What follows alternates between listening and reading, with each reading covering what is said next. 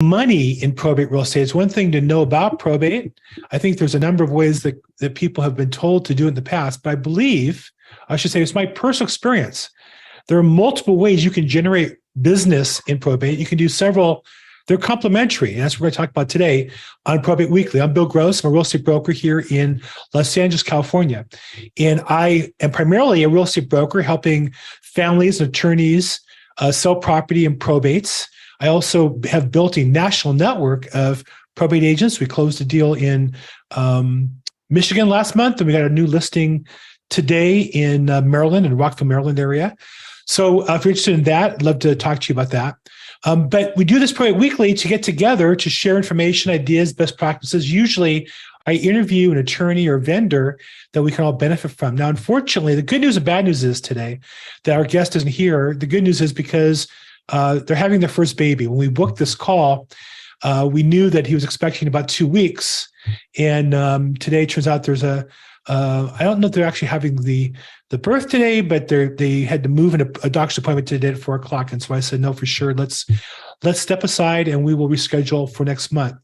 So instead of the topic today of a particular attorney, today I want to talk about a topic. When I started this business, I'm a businessman. I'm not just a real estate agent. I'm a real estate agent as a business person. But I have other things I do there in my business, other ways I make money. And I want to share with you guys, not to get locked in, not that you necessarily have to diversify, but look for synergistic opportunities where you can make revenue from several places that will help you synergize your business, where 1 + 1 instead of 2, or dividing your time, 1 + 1 can equal 3 if you do it correctly. That's what we're going to talk about today as we talk about the 11 ways that you can make money in probate real estate. So that said, let me just do a real quick overview of a couple things, a couple opportunities for you. If you're in the LA area, right after this, I'm leaving, but at 6:30 in the Culver City area, West Los Angeles is there we go, is the LA County Real Estate Association Investors Monthly Vendors Expo. And there'll be like 250 people. There's a great speaker every month. It's free parking as well. And I lost the right spot there. And the guest speaker this month will be talking about land banking, Christopher Meza, pre-development real estate and land banking. So it starts at 6:30 at the Iman Cultural Center on Motor Avenue. You can go to LAProbate.com. It's free to go to. I'll be there. I'm a vendor there every month. And then there's a vendor's table where about 50 professionals like myself are there as well. I can't find the picture of that, but that's the room where the speaker is. And then that's not the Vendors Expo. But anyhow, there'll be about 50 vendors like me at tables. They'll be there to, I'm the official podcaster, by the way, of that. So love to see you there if you're in the LA area at 6:30. So we're going to finish here at 5 today, and I'm hustle right over there after that. Also, if you're on this call and you want to continue the conversation or find more resources, go to on Facebook, our Probate Experts group. We've now gone over 2,000 people, 2,300, and people come in here regularly. In addition to content that we post, people come in looking for referrals in other areas. It might as well be you, looking for appraisers, attorneys, real estate agents, questions that you can ask. Oftentimes people will ask me questions about specific areas and states. Here's a case: how much can a personal representative charge for handling a probate? And that's going to vary based on the state they're in. There's some statutory limits, but try to get the discussion going in different areas so we can handle that. So anyhow, that's hopefully of benefit to you in Facebook. Probate Experts is our group. Okay, let's see. Got a bunch of people in the waiting room. Let's let them all in. And I'm going to put this back on to 11 ways to make money in probate real estate. So I'm just curious about who here besides me would like to make a lot of money. Now, I'm not all about the money. Put in the chat box if it's yes. Raise your hand if it's yes. I'm not all about the money, but money is a measure of the value we create for our customers. And so what I want you to think of is, instead of this being, and I get approached with a referral income, with a way to make money off my business at least once a week, right? Solar panels and utility connections and never ending. Now, some services I use offer me affiliate income if I promote to other people. For example, I use Mailbox Power on my probate business. And and they offer, if I sign people up, I get paid money. The truth is, it's not Mailbox Power, it's how I use it. And I think it's a great service and I use it. But I'm not selling that to anybody. I don't make enough money per hour for that to make sense for me. Another example, I've been approached with, all kinds of things. If you're a real estate agent, besides me, and you've been approached with a side business that made no sense at all, say I or put it in the chat box. Because we all have been. And then the other question I ask you is, if you're a real estate agent or investor and you've been approached by a side business, Legal Shield. Legal Shield's a great product. It's just not for me to sell. Right? I have friends who sell Legal Shield. Use them. One of them will be at the expo tonight. Come by and meet with them. And I'd love to see you with Lois and get involved with Legal Shield if that's what you want to do. I'm not selling it because I make good money helping my customers in real estate. How many of you have seen friends, colleagues, family members chasing referral source income, spending their time and making less money than if they're an Uber driver, or maybe they're an Uber driver, making less money per hour than they need to live on, trying to chase the buck? Who's seen that besides me? I've seen them go bankrupt because of that. We've all seen that, right? We've all seen realtors who spend their time on these things, and it makes no sense. So I'm going to talk today not about those, because here's the key component, in my opinion. Those other businesses don't make sense, or do make sense based on one thing. Do they support the main thing? Now, I know, Matthew, you're a realtor and an auctioneer, I think, both? That's correct. Okay. And so I'm not here to deep dive your business. You're not asking me for any insight, but I would say that works as long as the two help each other. Where they compete or where they're separate, they're just two businesses, and you can't be good at either one. But where they work together, I know people who are auctioneers and realtors, and that's their focus, that the auctioning helps the real estate helps the auctioning, and that is 1 + 1 = 3, right? That's right. So some people, I believe, in real estate, see that opportunity in lending and mortgages. I think that's a mistake, because I think personally, I was a lender, and you can be good at both. You can't be great at both at the same time. They're just too complicated, too different. There are some legal restrictions, I think, that make that hard. Maybe I'm wrong. That was my choice. Maybe you can find a way to make it work. But again, the criteria that we're looking for is an additional business only makes sense if 1 + 1 = 3. Now, the other is you might be on this call and say, well, I'd rather do the other business than real estate. That's fine. If that makes sense for you. But don't get caught up in chasing a buck, and as a result, missing out on, don't step over dollars to pick up pennies. So Garmin says, I'm a broker and a real estate instructor. Now, I know people who do that, and they're a real estate instructor, and then that helps them build their real estate team or their franchise or their brokerage or their company. Keller Williams built their business based on that. Century 21 built their business on that. Certain real estate offices I know have built their business on that. I have a friend at EXP who does that. He mentors brand new agents and brings them into our company. I don't do that. So because I've been approached with that, that was one of those affiliate things that I was offered that to me made no sense because it didn't fit my business model. So 1 + 1 was just 2, not 3. And really, 1 + 1 would be 1.5 because I'd be so busy trying to do two things, I wouldn't do either one and be great at it. So today I'm going to walk through 11 ways and talk about how you can do them in a way, in probate specifically, that you can make money and where that synergy can exist in my experience. And some of these I've actually done. I'll share with you where that's the case. So with that in mind, let's go to 11 ways to make money in probate real estate. Okay, let me get my chat up here and let me get my, okay, 11 ways. So here we go. Number 1, invest and hold property. Now, this one is a little tricky because when you sign a listing agreement as an agent, you are representing the seller and have a fiduciary responsibility, at least in California. I think that if you approach them as a realtor, whether you sign the contract or not, I think you're stuck being their fiduciary or potential fiduciary.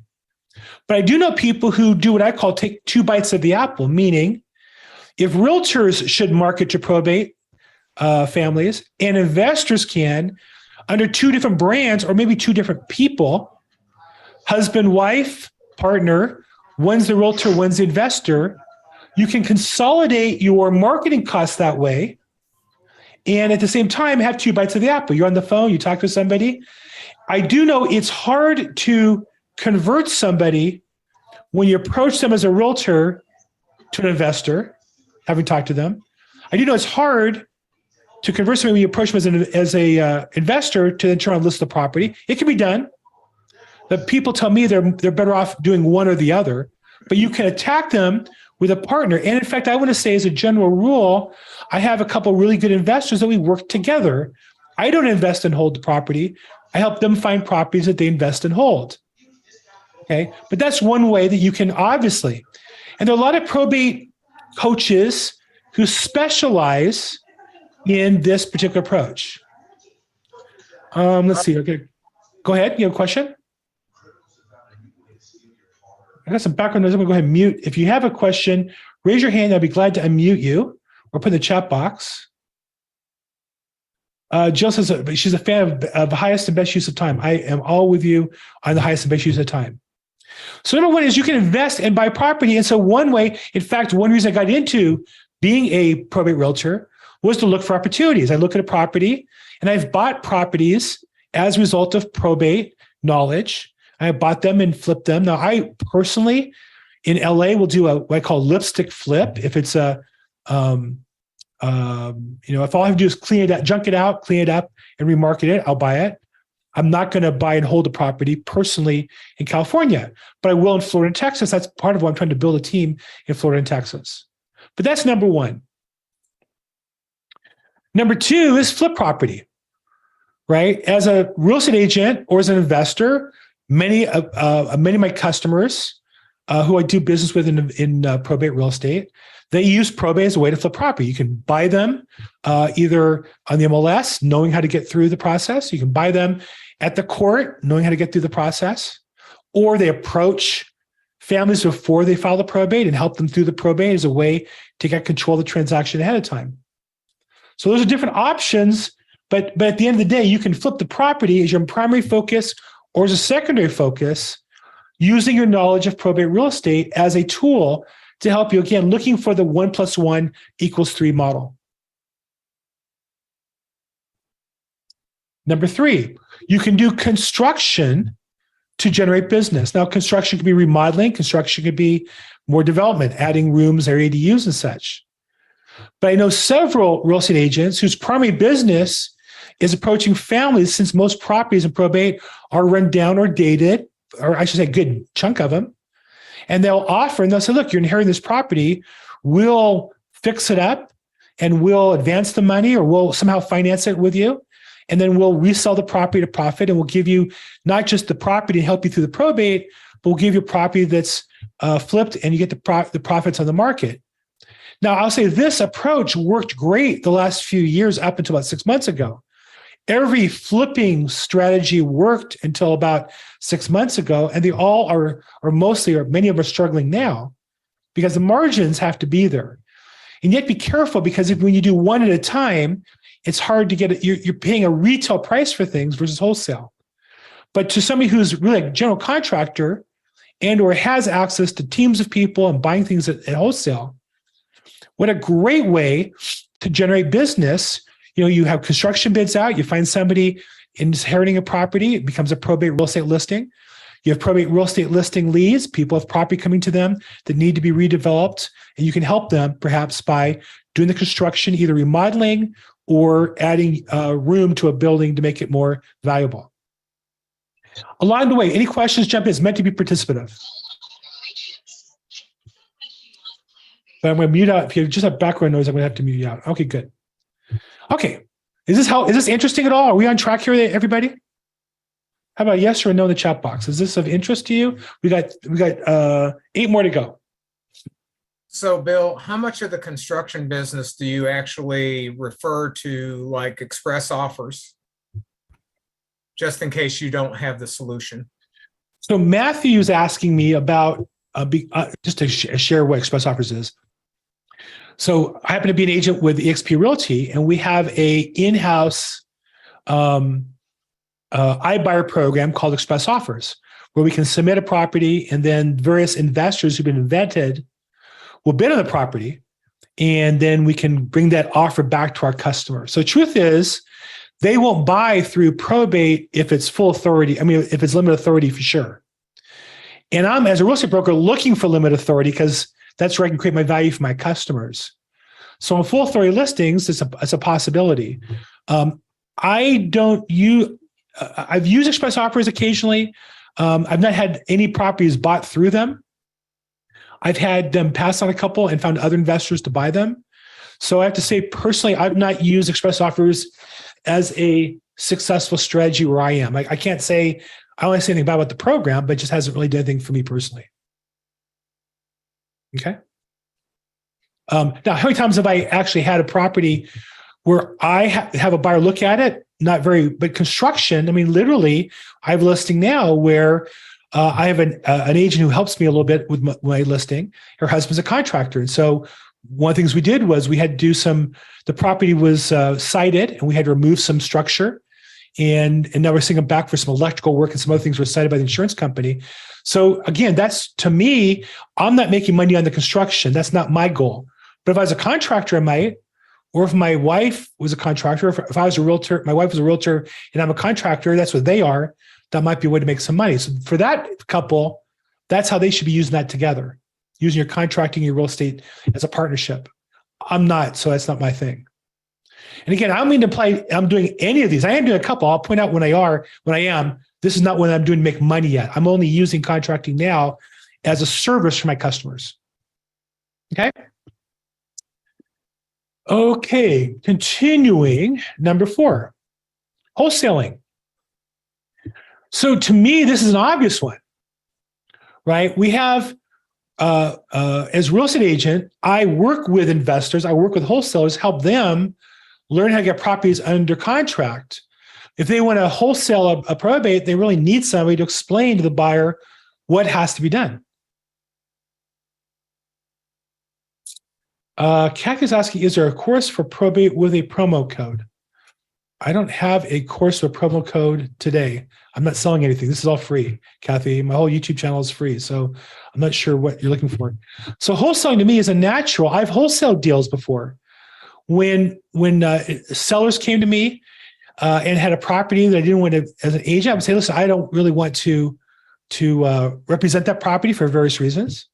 But I think I can get you X amount of money, and I'll write your contract, and I'll get it a contract, and I'll get it resold for you at that price. And I've done that a couple of times. Now, when I do it, I disclose I'm an agent. I'm not going to represent you, and I'm going to wholesale it up front.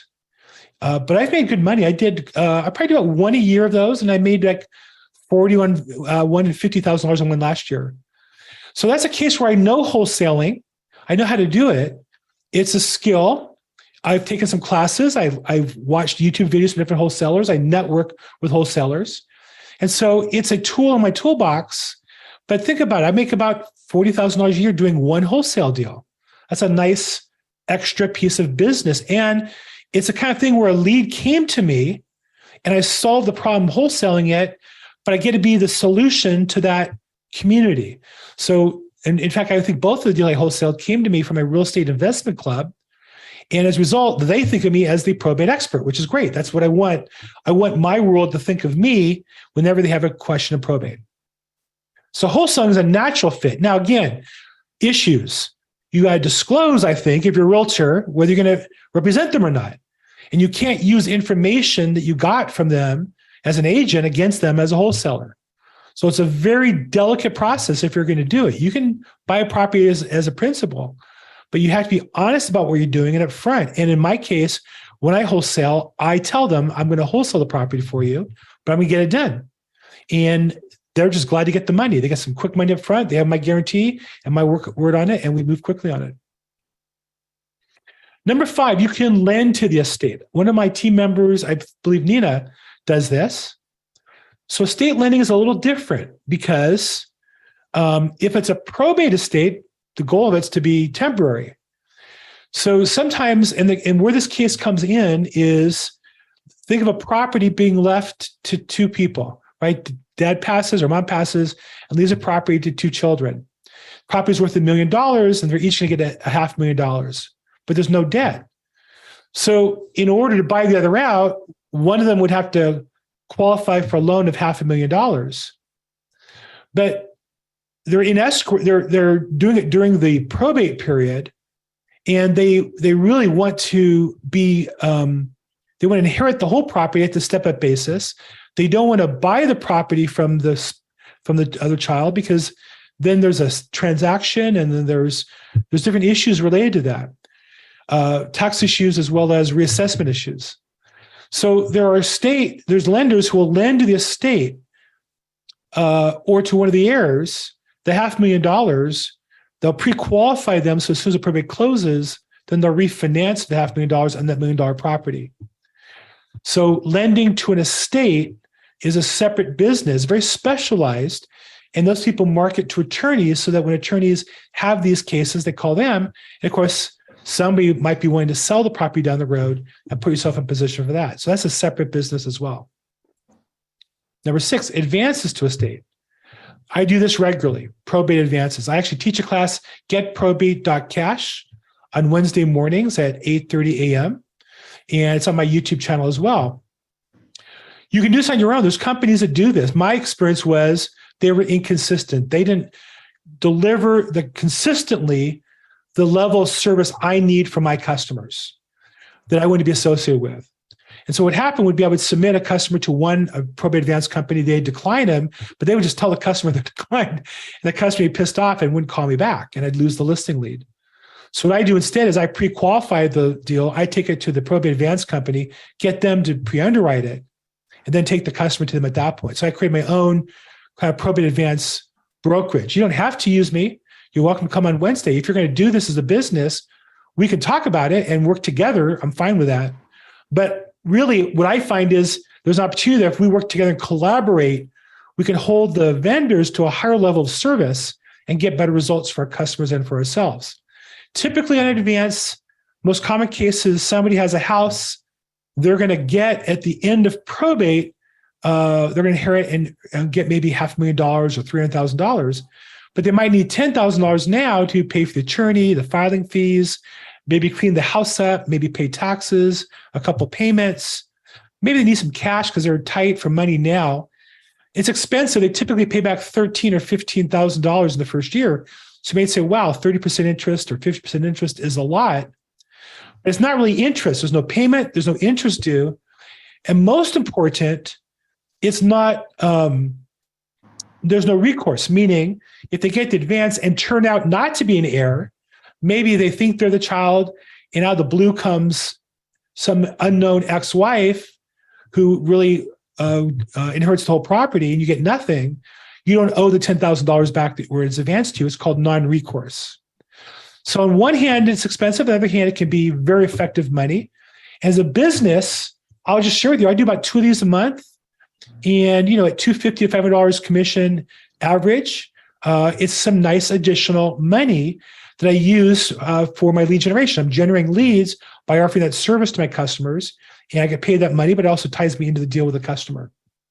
So if you have a case where you have a customer who needs money to pay for attorney's fees, pay for filing fees, maybe they need money to evict a squatter, they need money to pay taxes or something, feel free to reach out to me. I'm more glad to help you by advancing the money, or if you want to learn how to do it on your own, come on Wednesday mornings at 8:30 to getprobate.cash. Okay, not seeing any questions. We'll continue. Number 7, buy the heirs interest in an estate. There are people who go and find heirs and say, hey, you stand to inherit this property, and your interest in this estate is going to be worth $200,000, $500,000. I'll pay you cash right now. And there's people who do that. There's a whole business aligned with that.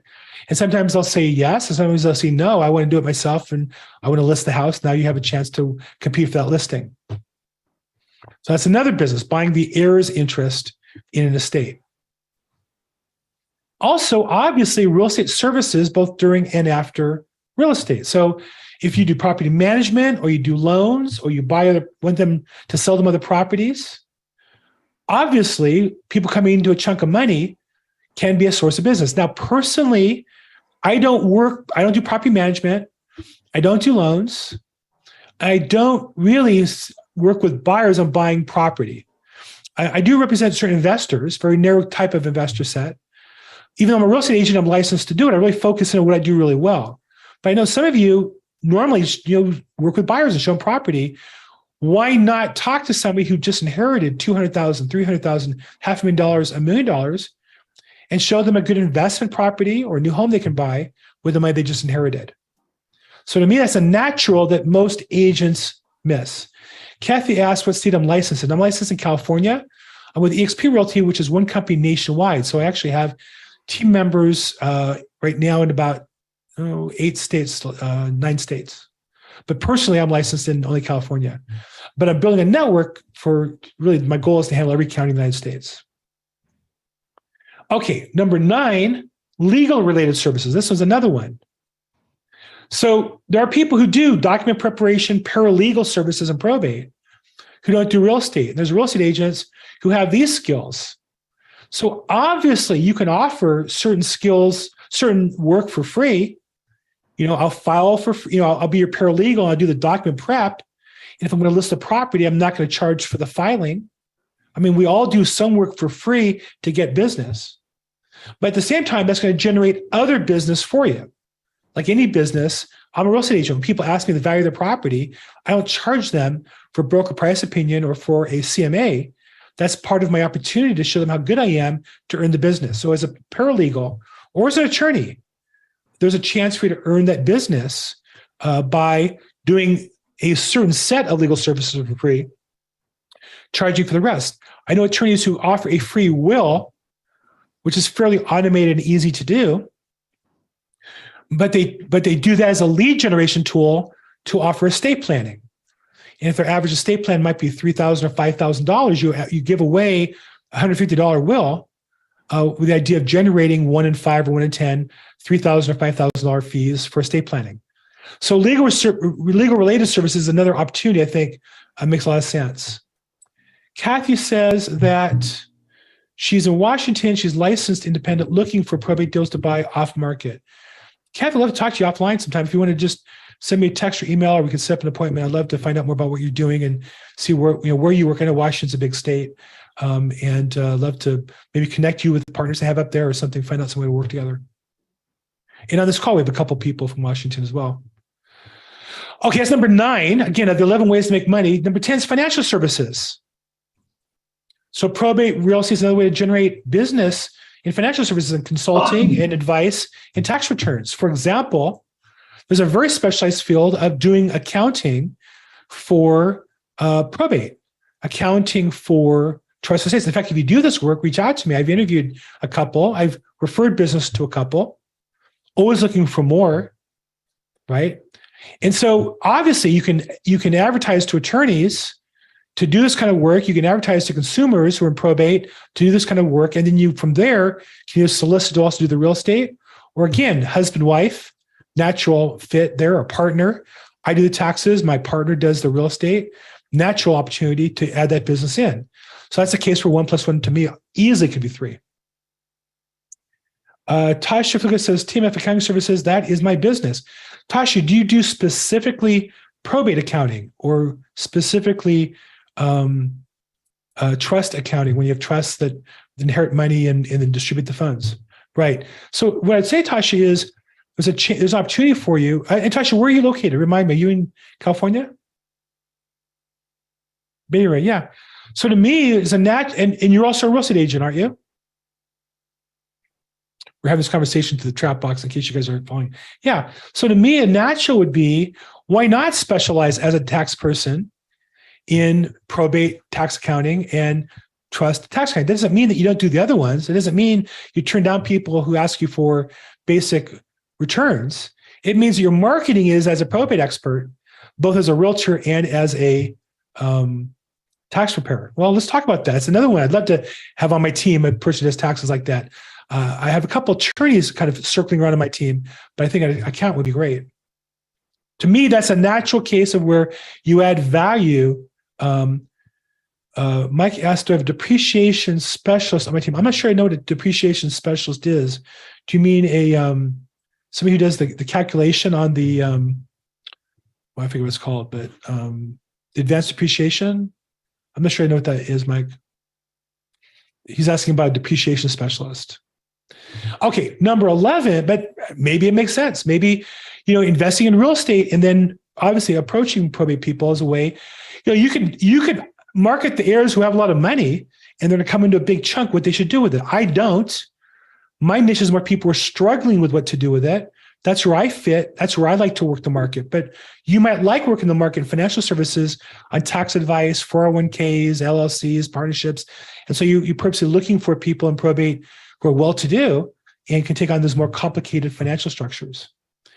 And number 11 is you can become the administrator or fiduciary or professional fiduciary.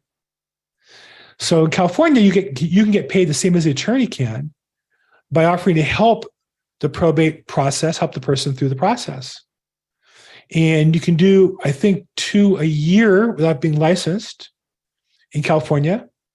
But that would be another business where you're offering to be the administrator and then perhaps maybe discounting the real estate fees or doing the real estate fees for free while being the administrator, or the administrator for fees or discount for being the realtor, things like that. So there's different ways to work it. But again, 1 + 1 can be 3 because obviously as the realtor and the administrator, you're gonna have great communication with the realtor or the administrator. So that's the 11 ways that I have come up with. I'm sure there's like another 2,000 ways to make money in probate real estate. But the key is we're looking for the opportunity for you to have synergy where the two businesses work together and help each other. I've done a lot of talking today, and this is what meant to be interactive. So who has a question or who has input, either another bit, feel free to shout out and promote. If you have another business that you use in probate real estate that you think other people should know about, as well as has helped you with your business, let me know. Or if you have a question, just put it in the chat box or raise your hand. Hey, Bill, as you pointed out, I'm an auctioneer, an estate tag sale, and a certified estate specialist. So a lot of times when people call me, they're calling me just before they call their real estate broker in order to get all of the stuff that's inside the house out. Right. So I get to kind of sort of double dip. I can do the auction, the estate tag sale, and then the real estate just by walking in the door for the one thing. Yeah, I know people who do the auction like that. I know people who do estate sales that way. I think either, there's different ends of the same thing, but to me it makes a lot of sense. But again, you got to find, and you've done this, I'm speaking to everybody else, you've got to find that thing that you do well that creates value. You can't just do it because you get paid at it. Exactly. So one thing, the mistake we make as real estate agents is we'll find something where, oh, you're going to get paid $50 for every one of these that you do. Well, the $50 becomes a distraction and you're not giving value to your customer, versus if you're good at auctioneering, or you're good at estate sales, or you're good at junk clean out services, it gives you opportunity to get real estate listings at the same time if you're good at it and be great at both of them. Good. Thank you, Matthew. Who else does this, a complementary business, or I say a synergistic business? Anybody else? Raise your hand, chat box. I did so much talking, I'm almost hoarse. Nobody else? Is this a new concept to you guys? You ever thought about doing other things? I know that's not true. See, I often hear about the importance for multiple streams of income. I really believe that, there's different ways to look at it. Some say you have to have multiple. Some say, one of my coaches is Grant Cardone, have one great source of business. And then, you can, from there, add on things that are synergistic. That's what I've tried to do. Cost segregation, exactly. So cost segregation is a process where they evaluate, most commonly in multifamily and commercial buildings, where you, rather than taking the straight line on the depreciation, you can accelerate the depreciation on a building, the portion of the non-real estate part, the building of the building. And by doing that, you get, in the early years, a large tax deduction. And if you're a real estate professional full-time, you can offset your regular income with that. So when I invest in multifamily and they do cost segregation, I can write a check for $50,000 in year one. I have a $41,000 loss even when they break even. because there's so much depreciation built up in year one. And that helps protect the downside of the investment, because on a $41,000 write-off, I've already saved $10,000, $12,000, $15,000 in taxes of my $50,000 investment. And I think that doing that as a cost segregation specialist or accountant or service, you can also open it up as a way to generate real estate deals, whether it be an investor or as a real estate agent. So good. Thank you, Mike, for sharing that. Cost segregation case study. Yeah, I've done those and been the beneficiary of that business. I actually interviewed one on my YouTube channel. Good. Other questions? Who else has a business that's complementary that you use that helps you, where real estate helps your business and the business helps your real estate? Anybody else? No? Okay. Any other challenges, questions? Just a quick break while I think it's just a good time to interrupt. Again, just a quick reminder, if you are in the LA area today, when we're done, we'll be done here shortly, but starting at 6:30, it's the LA County Real Estate Investor Association meeting. It's in the West LA area. Culver City, about 250 people come with a speaker. And then we have Christopher Mezzo speaking today on pre-development real estate and land banking. Starts at 6:30 at the Iman Center. If you want more information, go to lareic.com or LARIC. That's the website, and you'll pull up all the information. It's free. I don't get paid a nickel. I'd love to see you there. Come up and say hello. And then, if you're looking for, well, how can I continue this? We had somebody ask me for a promo code for coaching. I don't really charge anything. To be honest, I'd probably be glad to make a 15-minute coaching call with any of you for free. Go into the Probate Experts group in Facebook, Probate Experts. We post content there and people ask questions, and I'm glad to meet up with you there and try to help you with your business challenges and work together as a group. And my vision of that is that we're going to create a nationwide network. I'd love to have an agent pre-vetted in every county in the country, so that when national vendors, as happened recently, say, we have a new listing in this county, in this state, we're the go-to company and we're the ones who get that listing, and we work that out together. John says he's working on getting his title agency. John, I don't know if you're able to chat about that. Where do you do, if you want to unmute yourself and let's talk a little bit about that, where do you sell real estate? Tell me about your pursuit of a title company. If you want to unmute. I think, hello. Hey, normally people say title. I think that really means what we would call escrow. Does that mean you're going to be doing the closings? Does that mean you're going to do, what does that look like to you? What do you plan to do? Title as in title insurance. So you will be able to get on either side, and that could actually work with you when you're closing. So you can end up getting credits and such, or giving credits to other investors. Nice. Where do you do business? Northwest suburbs of Chicago. Nice. I can tell by your accent, you're legitimate Chicago. And is your company going to be just Illinois or nationwide, or what's your plan as far as your coverage? This is just for my business, actually. So I'm just working on it for, my investors and my flips. So I'm a real estate agent, a wholesaler, and whole 9 yards. Got it. Love it. Personally, I'm looking for, in case somebody here's on the call, I would love to find a title company that wants to market nationally to service this group. I'd love to interview them on my YouTube channel. I'd love to have them come as a guest. And why would I do that? Because I believe there's certain services that they can provide to us that the normal title reps don't think about. And I also think they get referrals. I think they get cases that fall out. I've had that happen. And so I'd like to, if you know anybody in the title business that is a national sales rep, multiple state sales rep, I would love to talk to them. I'll find that out. Fantastic. Great. Are you doing now, when you say you're doing your title business, are you like subcontracting through one of the national providers? Is that how it works? Like First American or one of those kind of companies? Yeah. So it basically, you just become an agent, just like a real estate agent. Right. And they do the work, they do the background. You could pay them to do that, but you sell the services. You're basically selling insurance. Got it. Maybe it's a person that you signed up with, or maybe it's something you'd like to look into. But again, I'm looking for some more national title rep who wants to, or title company salesperson who can service us. Right? We have on this call, regularly 40 to 80 real estate agents, and in our chat room and in our Facebook group. So that's what I'm looking for. So thank you. Thanks, John. Okay, no problem. Okay. And Erica says price mortgage protection and financial services. That's another good one. Makes a lot of sense to connect that with probate, people getting property and need those kind of protections. So that's fantastic. Good. Okay. 4:41. So we got a few minutes left. Questions, comments, issues, problems, victories. I got a new listing this week. I closed the deal this week. I got a new referral opened up for listing in Maryland this week. I could talk for hours about good stuff. Tasha says, how do I go about becoming an administrator? Tasha, I love talking about that.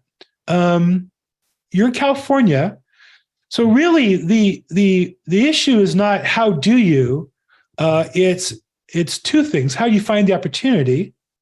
And then second, how do you discharge your obligations, right? So how do you find the opportunity? Well, that's prospecting for your real estate or whatever else you're doing right now.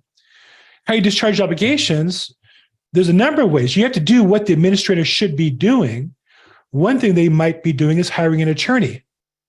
So you might find an attorney that you could hire. What you might do is find an attorney who discounts their fees and pays you some of it, so your client pays no more, but you're the one who interfaces with the attorney. That's what I've done. I found a service. They do the heavy lifting on the paperwork, administrative work, and I interface with the customer, and I follow up on the attorney to make sure they do their work. If you're interested, Tasha, reach out to me privately, email or text. I'm sure you have my contact info, or if not, go into Probate Experts Group and reach out to me there. And I love talking about that. Let's see. Elsie says, yeah, feel free. Let's talk about it anytime. Mike says looking investors in Tucson area, because Tucson's a hot market for sure. Great. Eric says, how do we get probate lead before the attorneys? So Eric asked a good question. How do we get probate leads before the attorneys are involved? There's probably two different ways. One is you can find probate filings where the filing is without an attorney, pro se or pro per, depending on what area you're in, or where the petitioner and the attorney is the same name. That's usually the case. They're applying and they put their name in the box where the attorney is. So you can buy Eric. What state do you do business in? And are you an agent? Yeah, I'm in Los Angeles, real estate agent. And who are you with? I was with EXP for a couple of years. I'm with Circle Realty now. Oh no, Eric, you went the wrong way. I'm just kidding. No, hey, EXP is great if you got teams and all that other stuff, but when you're an individual agent, hey, I'm a team. Let's talk together. So yeah, I would say I'd love to talk to you about that. If you're interested in doing that legitimately, I'd love to walk you through it. I'll give you the short answer, which is you get the probate filings and you contact all those that are pro per or pro se, depending on which service you get, or where the petitioner and the attorney is the same name, because normally that means it's not attorney. They just put their name in the attorney box. The others, you can buy what are called pre-probate. I don't think that's a good method. I know the data companies love to sell it, but I don't believe it's effective. I don't know anybody doing it effectively. I do know investors who buy pre-probates and merge that data with foreclosures, reverse mortgages, several other line items, but I don't know anybody specifically who's doing pre-probates and approaching those effectively, because there's too many of them. And so many of them, really pre-probate is a fancy name for somebody died who we think owns real estate. Right. But if you think about it, many of those are going to be spouses, where the deeds are already there, or trusts. So from my way of thinking mathematically, it's not a very rich data set for probate cases. It might be for other things. So I would say that checking the filings and the per or pro se, or where the petitioner and the attorney is in the same box, would be your best bet if you're looking for probates in California. Yeah, I've just been burned by a couple of attorneys recently, so that's why I'm with you. Tired of it, especially when they have real estate licenses. So I don't know where you are, and I'm looking to build out my team in LA. If it's something you're interested in talking about or getting some help on, I'm with you. It is much. What I will say is, it's much harder getting business from attorneys than you'd ever imagine, and you get back much less business for what you create for them than you would ever imagine. For the vast majority, there's occasional exceptions, and that's where we build our business.